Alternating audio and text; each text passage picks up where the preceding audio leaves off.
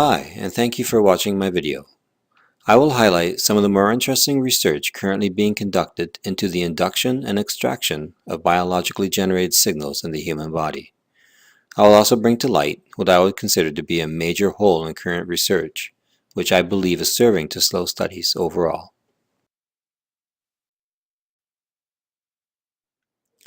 There is a tremendous amount of biological research being pursued today. In fact, for over 140 years, hard science has been performed on the human body and other living organisms alike. It is well known and understood that the body uses biologically generated electrical signals to operate. Electrical signals are generated and are used by the brain in its general functioning. The nervous system is a conduit used to transmit electrical signals throughout the body, both to and from the organs, tissues, and muscles. Research started well before 1912 when Hans Berger discovered that the human body produced electrical signals that could be measured on the scalp. In 2013, the U.S. government launched the Brain Initiative, which is a program that provides funding for research into how the human brain operates, and also obtain a greater understanding of its basic functions. This initiative has helped move science forward by allowing research that might not have been pursued prior, as it lacked a high return on investment. Research has enabled scientists the ability to locate and map brain functions to specific regions of the brain, as well providing an ability for many researchers to publish their findings into a common database has allowed for a more detailed map of the human brain to be developed. This has allowed for the discovery of where more of our brain functions are located and how they work. Scientists have begun to reverse decode how the human eye interprets light and sends the signals to the brain. This is leading to the generation of a prosthetic eye. Using neural prosthetics, brain-to-computer systems have been used to enable paralyzed people to walk again. Work is being done to decode how and where in the brain it processes sounds and speech.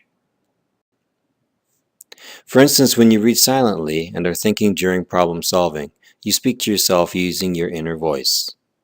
Scientists have located the part of the brain where this is processed and have been able to decode it.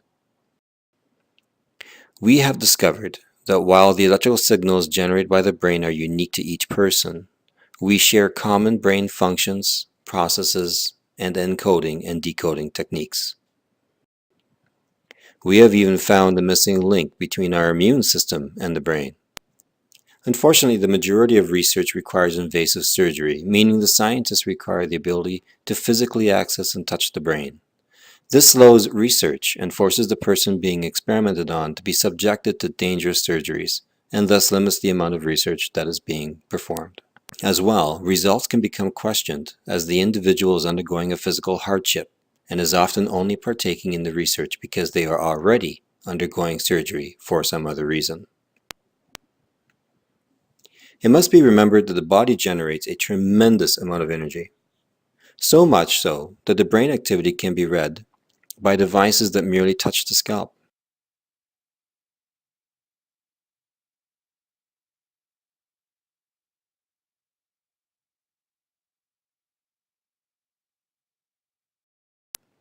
In fact, electrical signals generated by the brain can now be read by equipment located as far away as the wrist from the brain. Because electrical signals generated by the heart are larger in intensity, they can be read by devices located even farther away. Of course, if the body uses electrical signals to operate, it can therefore be manipulated by equivalent signals being applied to it. We have discovered that we can manipulate emotions, wake patients after having lapsed into a coma, change a person's moral judgments, speed the learning process, and even slow or reverse Alzheimer's. This is done through the application of a magnetic field being applied to the brain by a magnet external to the body, or by RF signals. Oddly, research seems focused on invasive technologies. It is currently focused on the brain. A review of whole-body electrical signal generation is not being pursued as aggressively. In fact, this type of research is often met with negativity and may be referred to as holistic, which carries a negative connotation. I find this odd, considering that biologically generated signals are of the strength to have been detected back in 1929 using equipment far less sensitive to our more modern equipment. And although little research is being done, we are able to read brain-generated signals by devices that do not touch the skin or need to be worn on the body. Often I am told that the signals are too small and weak to be read. However, I point out that NASA has satellites that can detect water content in soil by measuring the amount of microwave energy being radiated from space and through all that interference. We can also measure the electrical signals generated by a computer through a steel-reinforced concrete wall by a device located 30 meters away. Yet, we can't detect biological signals generated by the body, nor do we apparently see any reason to.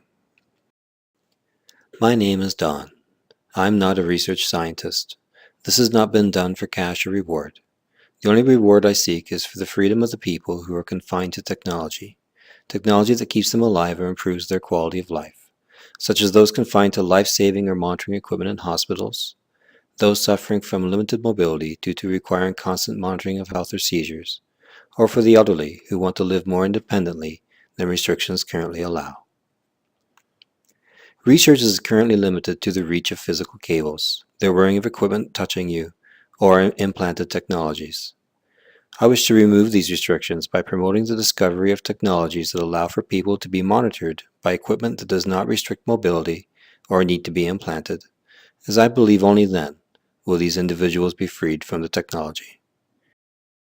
So I am promoting research into the remote extraction of biological signals using touchless technologies. I'm against invasive technologies as they increase health risks, restrict mobility, or can be easily visually identified. I believe this research should be focused on both the brain and the whole body. The nervous system generates measurable electricity. This, coupled with our understanding of how the regions of the brain operate, I believe that we should be able to read the body's overall generated signals. Quantum biology has opened the door to our having a greater understanding of how biological entities have leveraged our environment in ways that we had not prior considered. For decades, we pondered how frogs can reshape their bodies without the biological material breaking down. Research is redefining our understanding of how our sense of smell works. It has also helped to explain how birds can follow established migration patterns, which, for a long time we believed were driven by memorized behavior. Perhaps this research will help us identify a way of extracting biological signals remotely. Links to the information presented in this video can be found on my website, generalfox.com.